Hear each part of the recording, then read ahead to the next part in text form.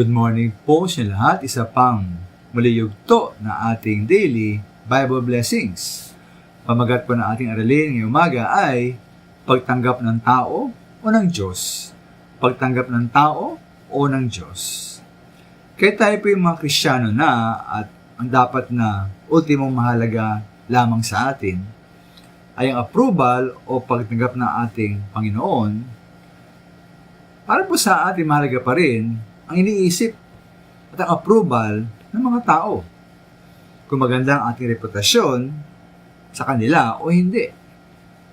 Totoo man na ito sa mga bagay na praktikal na kung maganda ang ating reputasyon, tayo titila ng mga tao, ito po ay pagnabang para sa atin. Nais natin na tayo hangaan, igalang, at pagkatiwalaan ng mga tao, ito nga po ay makabuti sa atin.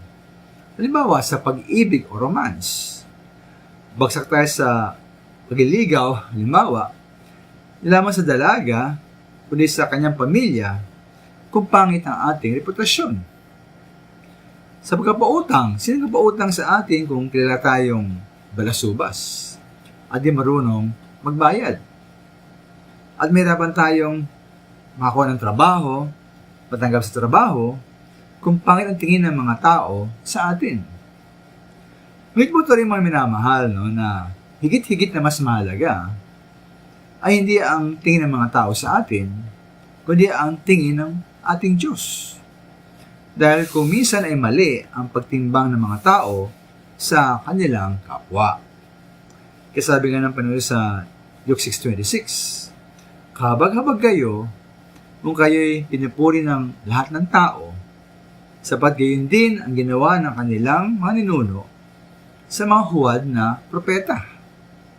Sila ay pinupuri ng lahat ng tao, ngunit kabag-habag pala sila sa harap ng Diyos."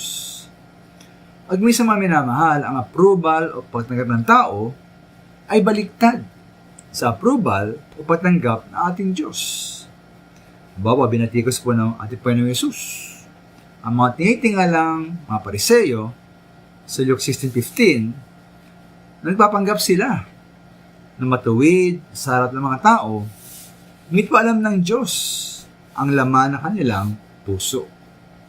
Sabi roon, sapagkat ang tinuturing na mahalaga ng mga tao ay kasalam-salam, nakatakot, kinumuyan sa paningin ng Diyos. Kaya maminapakino pong pagtanggap kaya ang nasa atin? Pagtanggap ng tao o pagtanggap ng ating Diyos? Maraming salamat po.